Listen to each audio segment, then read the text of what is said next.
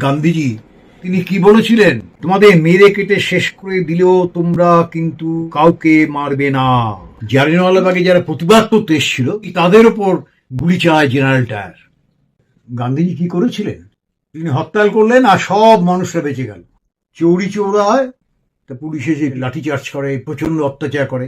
যারা অহিংস অসহযোগ আন্দোলন করছেন গান্ধীজির কথা শুনে তারাও তো বুঝলেন দেয়ালে যখন পিঠ থেকে গেছে এখন আর উপায় নেই, তারা ওই পুলিশ থানা আক্রমণ করলেন। গান্ধী মর্মাহত। কি মজা, তারা আমাদের লোকদের মারবে, তারপরে আমরা তাকিয়ে তাকিয়ে দেখব। নেলসন ম্যান্ডেলার নাম শুনেছিলেন আপনারা সবাই? সেই নেলসন ম্যান্ডেলা ভারতবর্ষে এসেছিলেন। এসে নেলসন ম্যান্ডেলা বলে গেছেন, নেতাজি সুভাষচন্দ্র যে সংগ্রাম করেছেন আমরা তার দ্বারা উৎসাহিত হয়েছিলাম। নেলসন গান্ধীর সম্বন্ধে কিচ্ছু বলেন। নমস্কার, আমি কেশব ভট্টাচার্য, চক্রান্ত জেলা নেতাজি এই ইউটিউব চ্যানেলে আপনাদের সবাইকে স্বাগত জানাচ্ছি। ইতিহাস নিয়ে চর্চা করলে অনেক সত্য জিনিসটা বেরিয়ে আসে। এই যে কংগ্রেস দল তঞ্চকতা করেছে, ভণ্ডামি করেছে, প্রচার করা হয়েছে অসহযোগ আন্দোলন, নিরামিষ আন্দোলন, অনশন, ইংরেজের হাতে পায়ে ধরে আলোচনা করা, তাও স্বাধীনতা পাওয়ার জন্য নয়, ওই একটু স্বায়ত্ত শাসন। এগুলো দিয়ে যে স্বাধীনতা কোনদিন আসেনি এটা সবাই জানে। প্রখ্যাত ঐতিহাসিক ডক্টর রমেশচন্দ্র মজুমদার এই ব্যাপারে কি বলেছিলেন? প্রোপাগান্ডা বা অপপ্রচার বর্তমান যুগের একটি বৈশিষ্ট্য। বিশ্বযুদ্ধের সময় এই নতুন অস্ত্রের আবিষ্কার হয়, তারপর মুসোলিনি, হিটলার এবং রাশিয়ার কমিউনিস্ট দলের নেতাগণ এটাকে একটা বিশেষ সূক্ষ্ম শিল্পকলায় পরিণত করেন। স্বাধীন ভারতে গোড়া থেকেই গভর্নমেন্ট নিজের ক্ষমতা বজায় রাখার জন্য এই অস্ত্রের যথেষ্ট ব্যবহার করেছেন। এর প্রকৃষ্ট দৃষ্টান্ত স্বাধীনতা সংগ্রাম প্রসঙ্গে গান্ধীজির ঘটনাভিত্তিক মাহাত্ম্য প্রচার। গান্ধীজির অসহযোগ আন্দোলন এবং সত্যাগ্রহই যে ভারতবর্ষকে ইংরেজের অধীনতার পাশ থেকে মুক্ত করেছে একথা প্রচার করার জন্য কংগ্রেস গভর্নমেন্ট প্রথম থেকেই বিশেষ সজাগ ছিলেন। ডক্টর মজুমদার বলছেন, কিন্তু সত্যকে চিরদিন চেপে রাখা যায় না।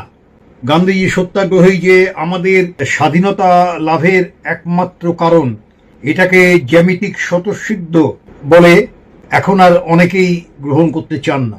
অপপ্রচারের ফলে নেতাজি সুভাষচন্দ্র বসুর সম্বন্ধে যে সত্যটা চাপা পড়েছিল তা ধীরে ধীরে ধীরে ধীরে আত্মপ্রকাশ করছে। এখন অনেকেই স্বীকার করতে বাধ্য হচ্ছেন যে ভারতের মুক্তি সংগ্রামে নেতাজির অবদান খুব বড়, কিন্তু এই ধারণা এখনো সাধারণের মধ্যে পুরো মাত্রায় বদ্ধমূল হয়নি। এর জন্য প্রয়োজন নেতাজির সম্বন্ধে সত্য কাহিনী বহুল পরিমাণে দেশের মধ্যে প্রচার করা। তার জীবনের মূল উৎস কোথায় সেটাকেও জানতে হবে। যারা সংসারে বড় কাজ করেন তারা প্রেরণা পান তাদের অন্তর্নিহিত উপলব্ধি থেকে।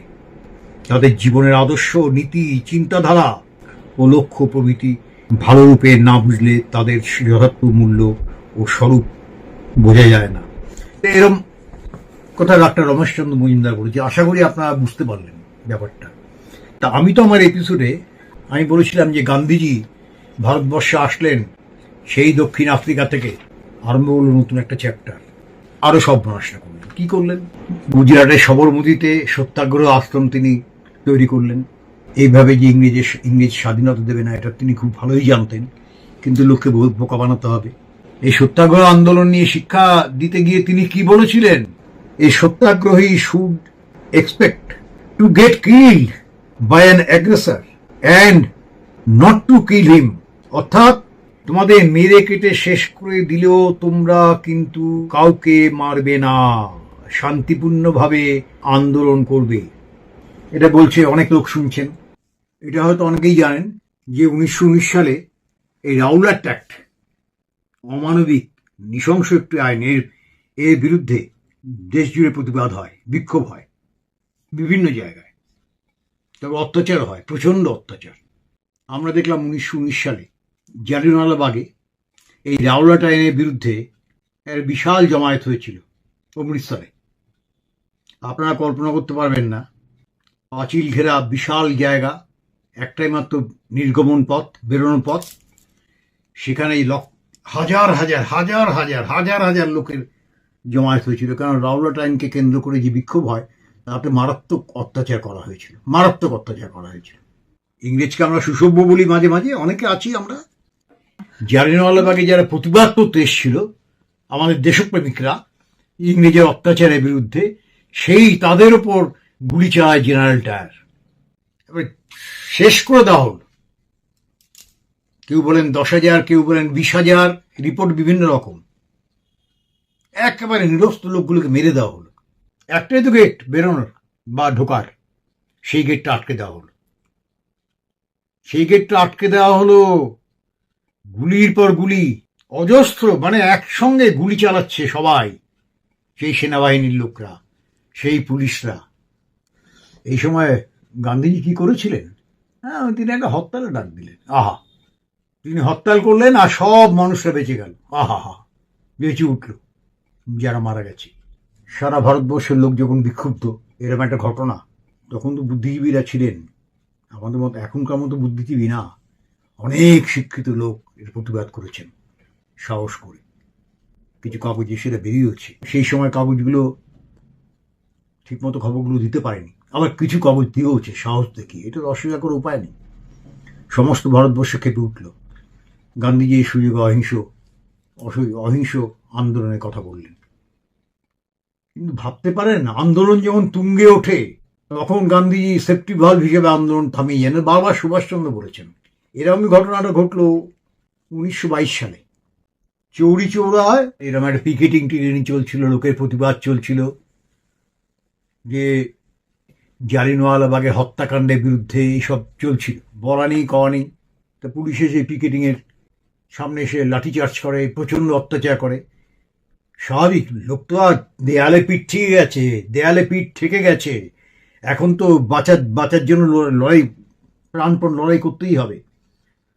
যারা অহিংস অসহযোগ আন্দোলন করছেন গান্ধীজির কথা শুনে, গান্ধীজির কথায়, তারাও তো বুঝলেন দেয়ালে যখন পিঠ ঠেকে গেছে এখন আর উপায় নেই।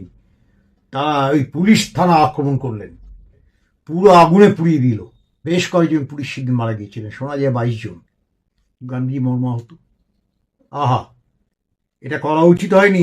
প্রকাশ্যে বিবৃতি দিয়ে বলেছেন এটা করা উচিত হয়নি, এরা অহিংসা নীতির বিরুদ্ধে কথা বলছে। গান্ধীজির বিরোধিতা করলেন, ভাবা যায়।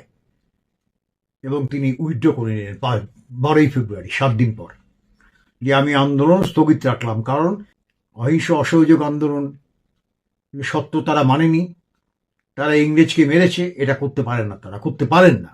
কি মজা, তারা আমাদের লোকদের মারবে, আমাদের মেরে ফেলবে, রক্ত গঙ্গা হবে।